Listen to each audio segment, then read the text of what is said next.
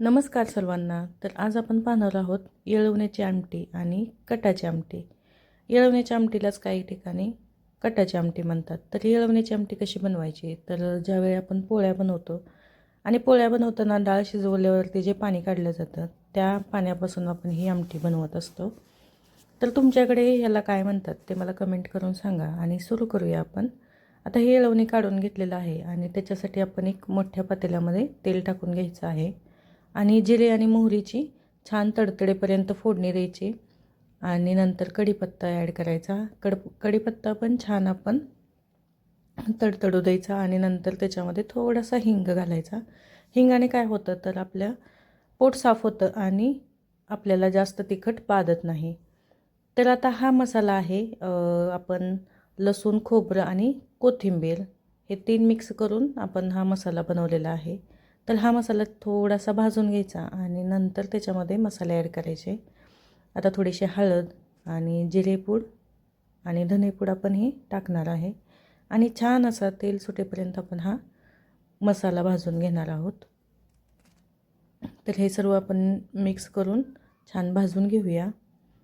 आता तुमच्याकडे काय म्हणतात ह्या आमटीला ते मला नक्की कमेंट करून सांगा.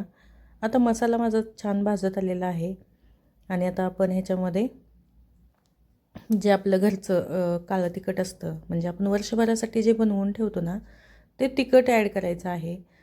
जसं तुम्हाला म्हणजे तुम्हाला जास्त तिखट आवडत असेल तर थोडं जास्त प्रमाणात घ्या किंवा जर कमी तिखट लागत असेल तर तुम्ही कमी वापरू शकता. याचं काही फिक्स असं प्रमाण नाही. तर ते काळं तिखट घालायचं आणि छान असं तेही तेलामध्ये भाजून घ्यायचं. तिखट छान भाजलं तर आपल्या भाजीला छान कलर येतो आणि आता मसाला भाजल्यावरती हे येळवणे आपण त्याच्यामध्ये ओतून घेऊया.